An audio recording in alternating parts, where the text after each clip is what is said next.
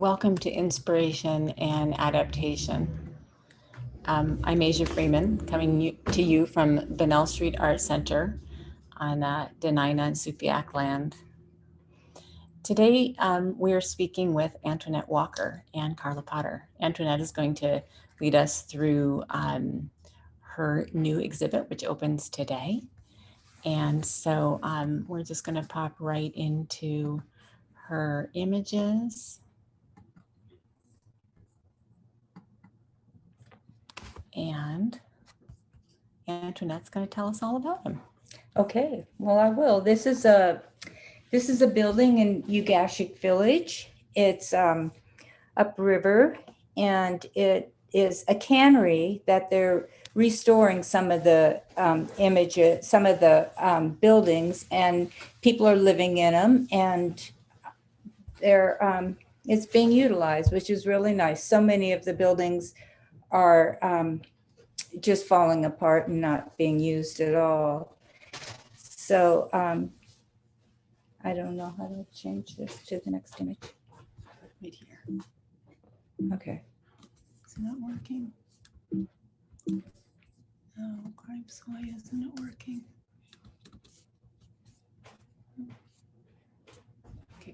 Okay. This is these are corks.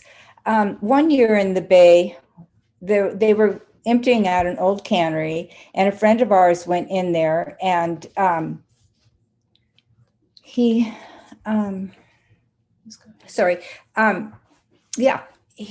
were getting rid of their corks, and he asked me if I wanted to buy some, and I said, sure, I'll take 50 of them.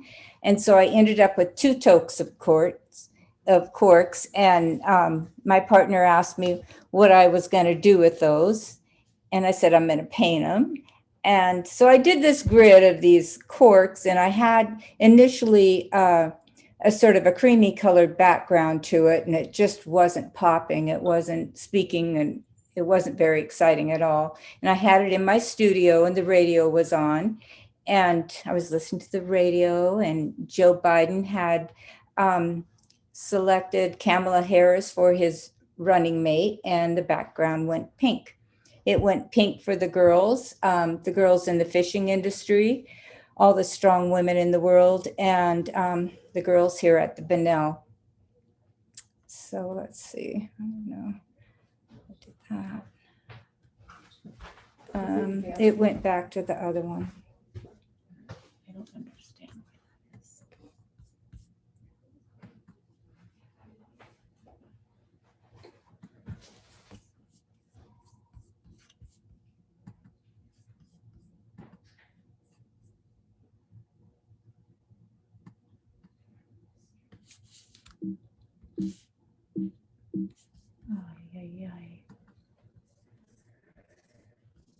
Sorry, guys. We'll figure this one out.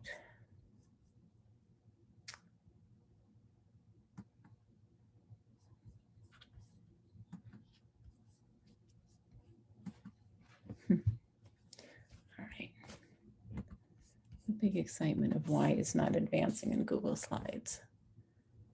Oh, here we go. Will that help? Here we go. Yeah. Right Okay. there. Okay. Right. So now I have to put it back in screen share, though. That's the problem. Okay. Okay. Screen share there. Presenter mode.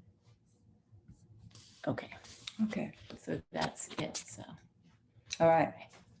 Okay, this is a painting that I did of a double ender that was sailing. Of course, I wasn't there at the time. I'm old, but I'm not that old. And but it's just showing they've got it's called, what is it called? It's called A Good Day, because they've got a deck load, and it's calm. So I've done several of these double enders. I have so much respect for the guys that fished during that era. They fished in sailboats up until 1950, and they were not able to use a motor. And sometimes out there, it's pretty scary. We get big westerly winds, and there's lots of sandbars and the currents. They've got up to 26-foot tides twice a day, and those guys were awesome.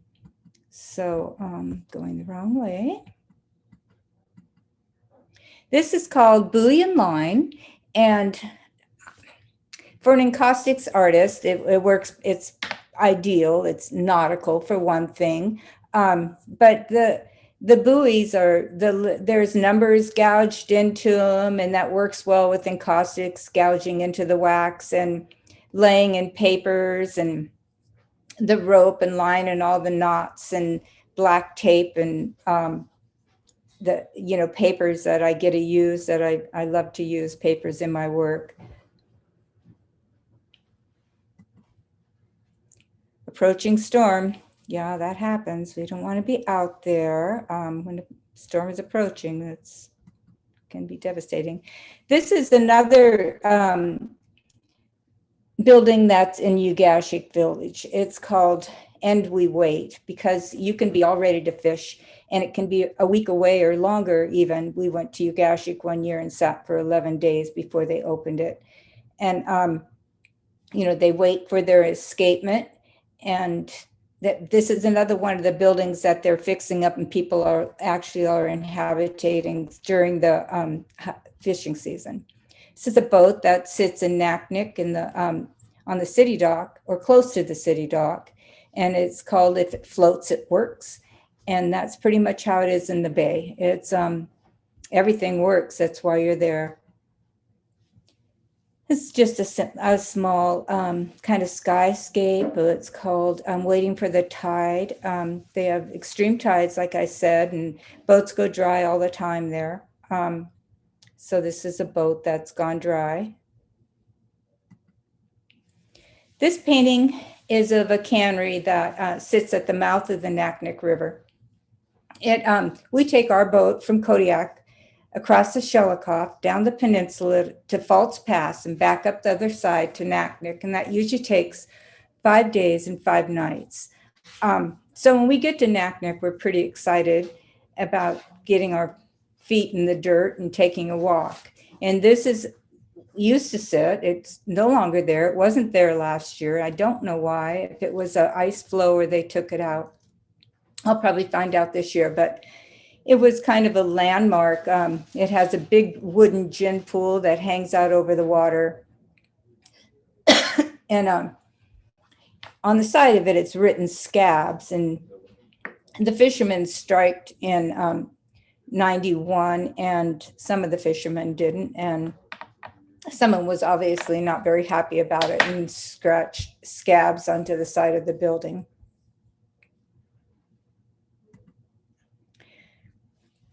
This is my biggest piece for the show. This is a double ender that I repeated 3 times. Excuse me. But this double ender lays in the grass. And I had to actually build half of it because you couldn't see it, and had a bunch of boards in the back of it. And I sat it up straight and rebuilt the whole. But I've done it a lot, and I kind of feel like it's mine. It has this 31H, which was a stencil that I found in a cannery that's made out of copper. And oftentimes I actually put a found piece of metal on the piece I'm working on, but I chose not to use that one because I didn't want to let it go. And so I painted that instead. The A up in the corner stands for Alaskan. The boats that the Alaskans fished in had an A on the side of them. This is called Paddy Shack. When I was building this roof of this house, where the shakes had blown off, I was looking for a paper with a larger font and a bolder line to show the wood that was underneath. And I wasn't paying attention to what it said so much as what the font was. And I found that in old children's dictionary. And when you use paper in your work in encaustics, you saturate it in wax and quickly lay it out on your panel and scrape the air out like you do wallpaper. Anyway, while doing that, I was reading it, and it was talking about this dog named Paddy that was going for his daily walk and comes across this not very friendly cat. And if you look closely, you'll see a dog at the water's edge. But what I was really planning on showing for this painting was the power lines going across the top of it and the lines coming into the house, but it ended up kind of about the dog. This is a double ender that I did last year also, or my last show, but I did the stern end of it. And it was called From Sail to Prop, and it had a prop cage. This is the bow of the boat, and I chose to do it because of the lines of the boat, and it's called In Her Day. In her day, she could sail, because it's got a beautiful hull that probably made her an excellent sailor on the water. Some of the Bristol Bay boats had a much more flat bottom, and they would be used upstream around sandbars. They work well for what I do because there's peeling paint, and there's lots of layers in there, and the distressed wood works well for what I do. This is Igigik, upriver Igigik, that some setnet houses. I did this because of the cottonwood. Not the cottonwood, but the cotton. In Bristol Bay, they say if there's a lot of cotton, then there's going to be a lot of fish. And this is called On the Way to Livyville. And this is Livyville out there, and it's an old cannery. This is bird's eye view of some old double enders with the, I inlay papers, like I said, and different textures. This is called Prima Donna. This is on the Kvichak River on your way to Lake Iliamna at the end of the season.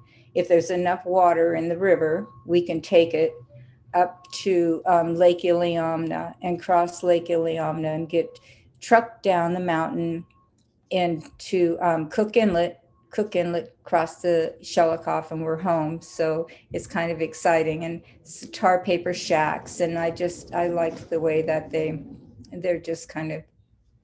actually kind of beautiful. And I hung the reds. And this is in the fog. It's a Ugashik cannery, and the water tower is in the background. And the boat there is actually a Homer boat, but I'm sure it was a Bristol Bay boat at one time. It sits on the pier resting.